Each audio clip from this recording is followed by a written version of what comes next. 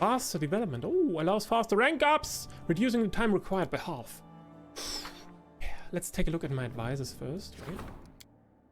So he's about +3 now. Well, that's nothing. Training. Mega and Jord. Maybe is Jord anything good now?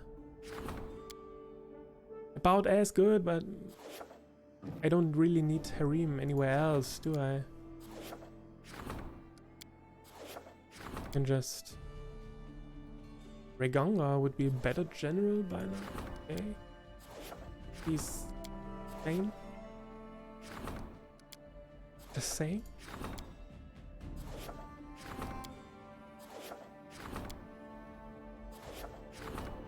+2, +7, cool. But I don't really have a replacement for it. I mean, Reganga as a warden? Keep of Peace? I don't know. I mean, here I could get a +5. +5 on anything that has to do with espionage. Instead of just a merely +3 for him as a warden here.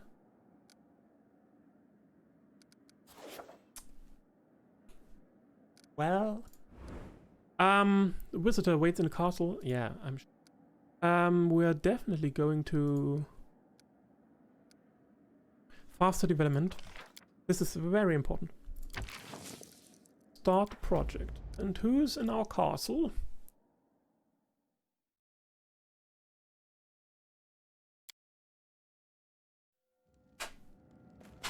Oh, damn it. Lindsay excitedly waves around a letter written in neat handwriting on expensive stationery. I have news! Take a look! Aravetti, King of Bitax, sent you an invitation to the Rush-like tournament! We're not going to miss it, right? And you're taking me, of course! All the high society of Bitax will be there, including people from the academy, maybe even Headmaster Atalia Gitarin. I'd love to see her face when she hears about the book Professor Eobald is writing with me. What is this tournament? Aravetti holds once in several years. Guests come from all the nearby kingdoms. Yvonne, Gralton, Brevoy. I haven't been there personally, but I hear it's always a lot of fun. What can you tell me of Bitax and its king? Well, imagine a roadhouse full of pirates, mercenaries, smugglers, spies, and other gentlemen of fortune. They are drinking to their successes, talking business, buying, selling, hiring, choking, burying. Now take this roadhouse and imagine it's the size of a kingdom. That was Bitax before Aravetti. Now imagine some unknown bard enters the roadhouse, pulls off a few shady deals and suddenly became its owner. Everything is the same as it was, but now the walls are covered with portraits of the owner. A brass band plays music every night, a juggler with a pet bear walks around the room, gnomes, strippers dance on the tables. Form and sell a variety of racy substances from Numeria beyond its beer. That's Bitax now. If Aravetti holds it once in several years, why did he wait until now to invite me? How would I know what goes on in Aravetti's head? Maybe he's just thought you weren't important enough as a baroness, but now you are a bona fide queen. His equal, you could say. There's no reason not to invite you to what he considers the major societal event of the year.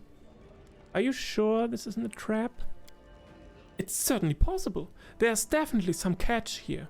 This is Aravetti we are talking about after all, but I doubt he'd try to kill you at his own festival. With business partners from all his neighbors present, he's more likely to try to sell you on some fraudulent deal or another. So keep your eyes and ears open, and don't sign anything. Interesting. Well, if I have the time, why not? Great! Trap or no, it'll at least be a ton of fun. You will take me with you, right? Pretty please? Oh.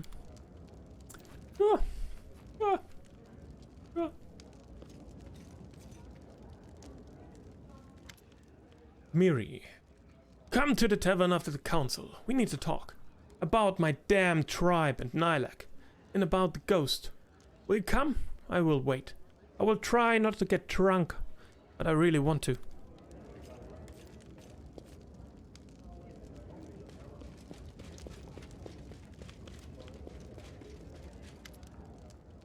Rudrin's Kjegel looks much better than she did on your first meeting. Back then she could barely stand for the wounds she'd received fighting a golem. Now the dwarf stands proudly at attention before you in polished armor. Your Highness, my dear Sir Harim, deeply respected servant of Crotus, the Skjegel clan has sent me to you to express our gratitude for everything you have done for us, and present you with this humble gift. We crafted this for Sir Harim personally, from the metal of artifacts unmade by him. Rudrin hands a small but heavy chest to Harim and bows. Helmet. Okay, thank you. Harim frowns, trying to hide his confusion, then nods and accepts the gift. Well, I'm glad you're all right. It's nice to see someone manage to make something useful out of those worthless scraps.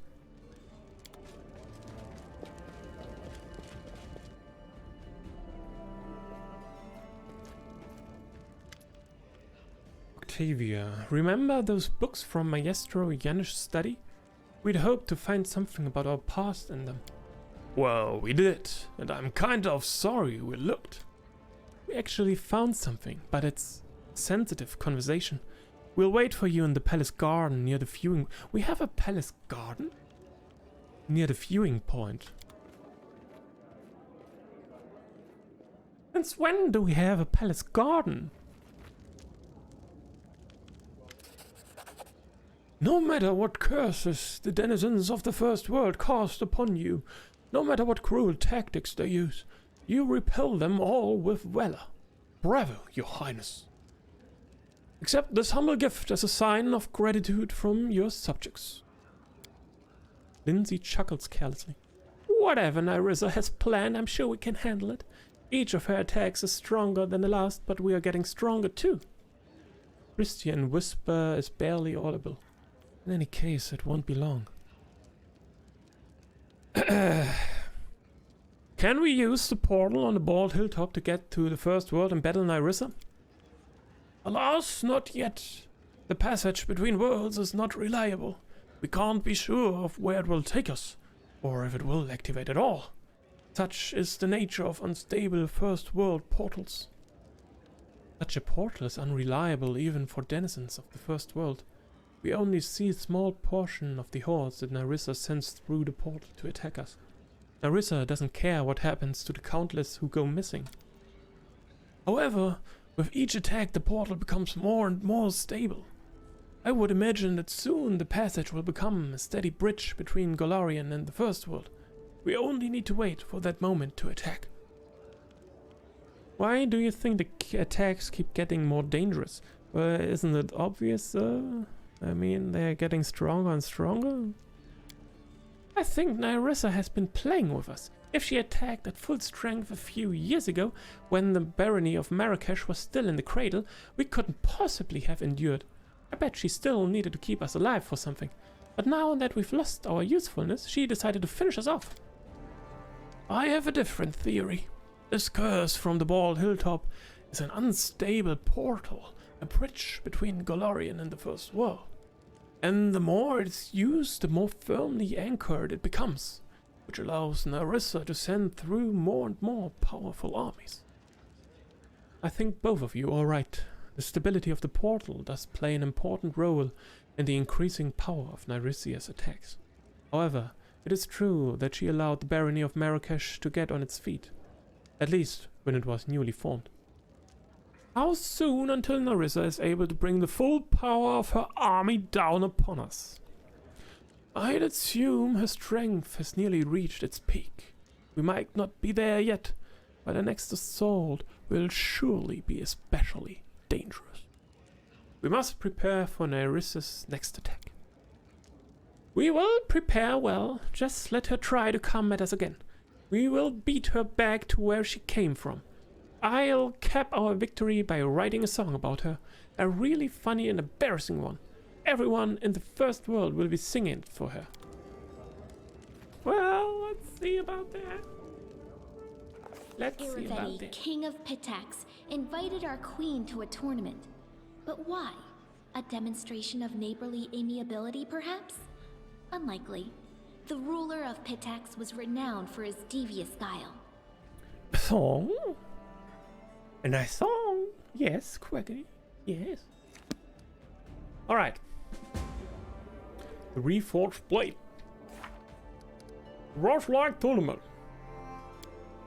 We're going to take care of the companion quests first. With the Rush-like tournament of Pitar? Bots calling. Take Lindsay to the Rush-like tournament. Reforged Blade. Meet Emiri at the tavern. Highborn at heart. Talk to Octavia. No Man's Slave. Talk to Rigonga. Okay, they are both here. At least Octavia's here.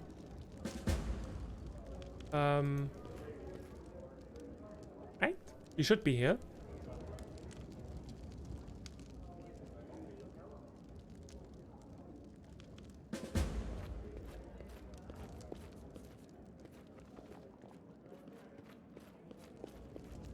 Or maybe not. Okay.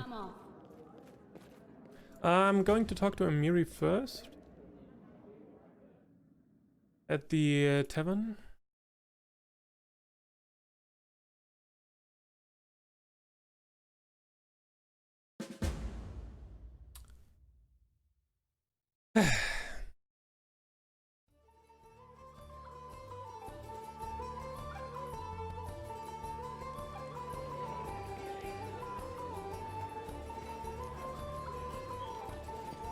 There she is. And we're going to save now, since we are now in War of the River King.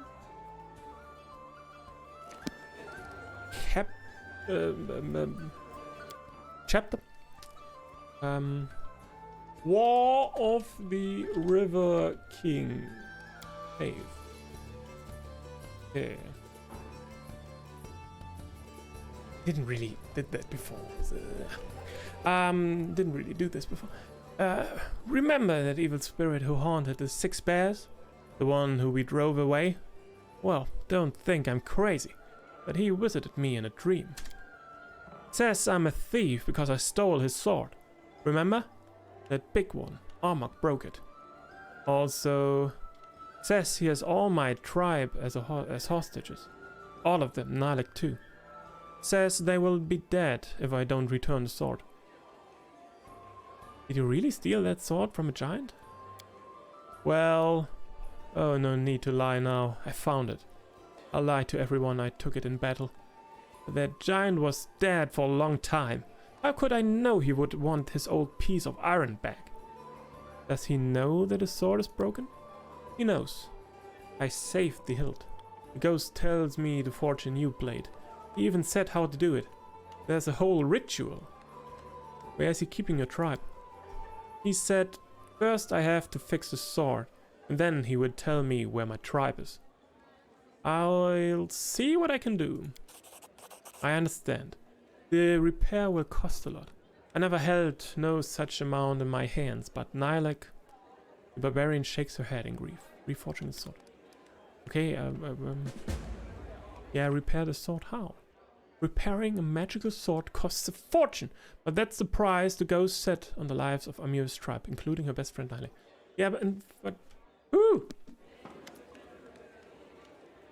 Why did your tribe want you dead? Isn't it clear? A woman can't be a warrior. If she's a shitty warrior, they may keep her for the jokes. Give her a funny nickname like the Soft Chieftain. But what if she's good? Best of the tribe has. The best the tribe has. Then the other tribes are laughing.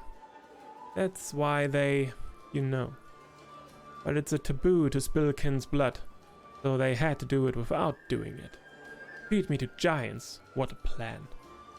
But I never afraid to get my hands red. I spit on them and their tradition. I'm a walking taboo myself. Why did that ghost call you a thief? The hells I should know. It's a ghost. Who can tell what it talks about? After a moment of silence, Amiri continues. Maybe because of the sword. I took it from a giant, and a ghost is a giant. Do I suppose to guess he likes this piece of steel so much he came back from the dead for it?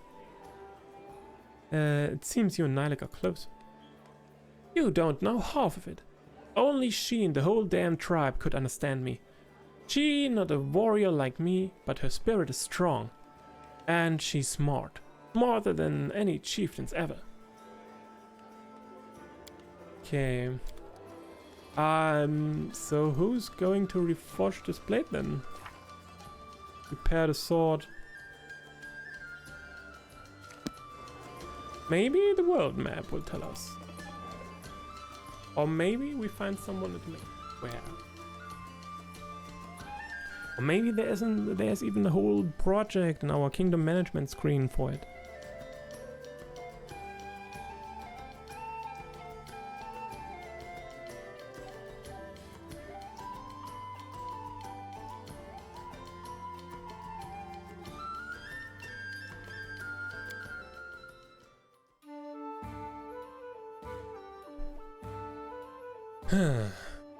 So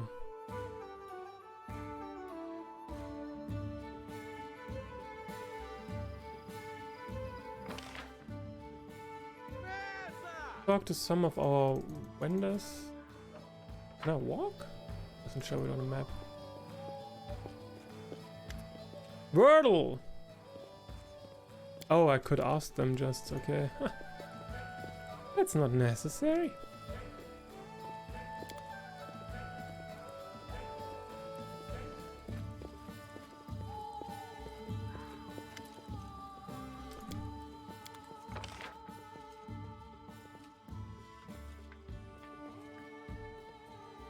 Arlene, Wordle, Arsino, Island. Alright, the garden. I can talk to them. So this is supposed to be the garden then, okay. Alright.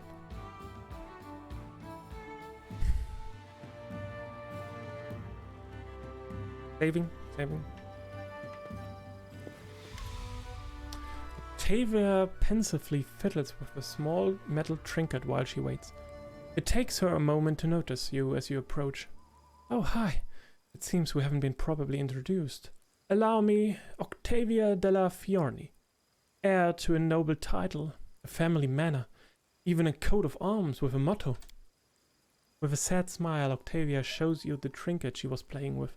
It's a fibula decorated with a coat of arms, a butterfly and an arrow. At the bottom you see the motto, serve solely my conscience. So you're from a noble family? I could hardly believe it myself, but there's no doubt. I'm the missing daughter of Marchioness della Fiorni. Missing, that's what they are calling it. How did you discover all this? It took a lot of work. After going through generous ledgers, not only did we find information about our purchase, we found a wealth of other data as well. Connections, suppliers, meeting places. But tracking it all down ourselves would have required crossing half of the River Kingdoms and all of Numeria, and we couldn't abandon you. So we did the boring but practical thing, like kings or their entourage might do. We hired a team of sleuths to follow the trail, and they found everything. Who've bought us, who we'd been sold to, and where we're from.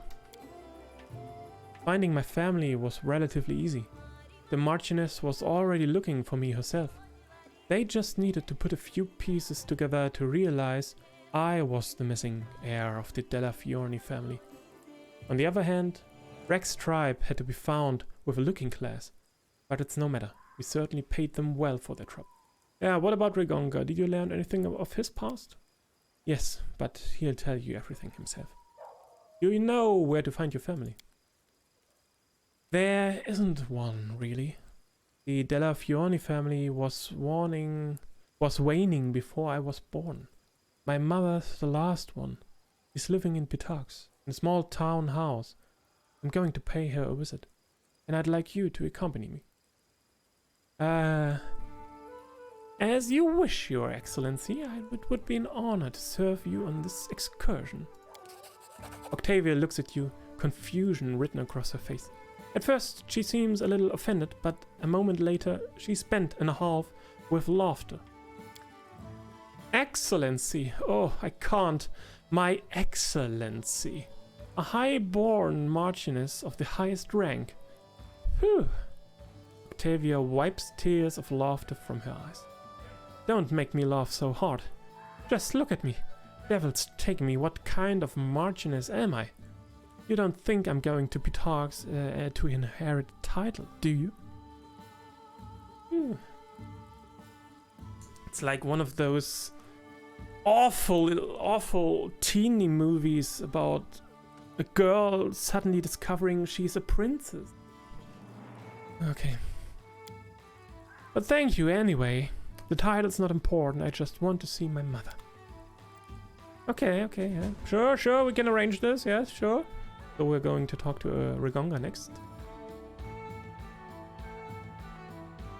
After we're done saving. Rigonga stands beneath a tree, gloomily looking down on the city below. Ah, there you are. Well, we've found my tribe. Now we just have to go have ourselves a friendly chat. The half-orc clenches his fists. How did you end up figuring it all out? Oh, that's another story entirely. We looked through Jenny's books for a while, found where he bought us, from whom and who helped him. We got all we could from them, but checking up on the information would have meant traveling all across Numeria and half of the River Kingdoms. As you might recall, it wasn't exactly quiet here at the time. Not that it ever is, right?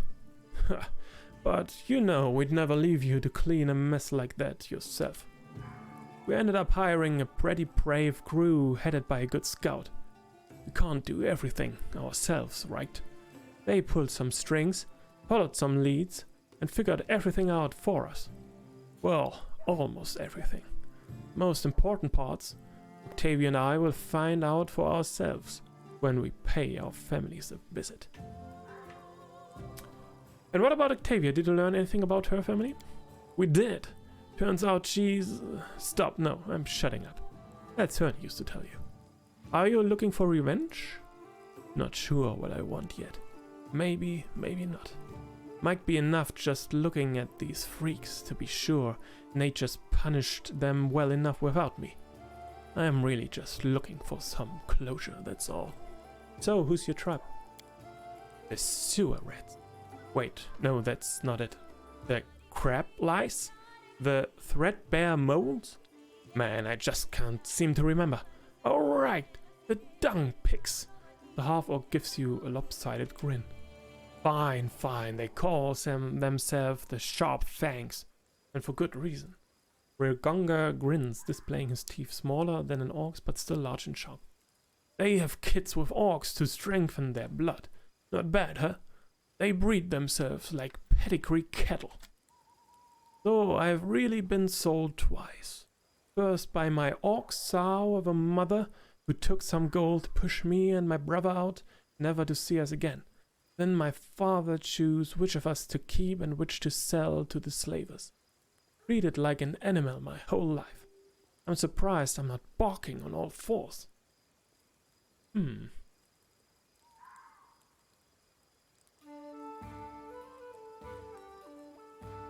We are all animals. Some of just have a thicker veneer of civilization than others. Ha! Well said. If that's the case, I really want to meet those pieces of shit and show them what a true animal can do. The half-orc shakes his fist. Alright, let's go meet your tribe.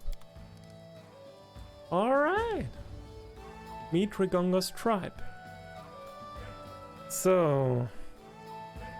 I'm going to leave it here for now. I've been streaming for 2.5 hours and I'm feeling that my back is getting tired again. All this standing. So this will be it for now. Maybe there will be another stream tonight, but I can't promise. Probably the following days. That's maybe more. But of course, you will be the first to know if you leave a like, if you leave a follow here on Twitch, so you will get notified whenever I go live. Ring the bell, leave a follow if you haven't. If you enjoy this, and well, just have a wonderful day. Thank you for stopping by, Quaggy. And Hannah, thank you very much. Have a wonderful day, and until later. Bye bye.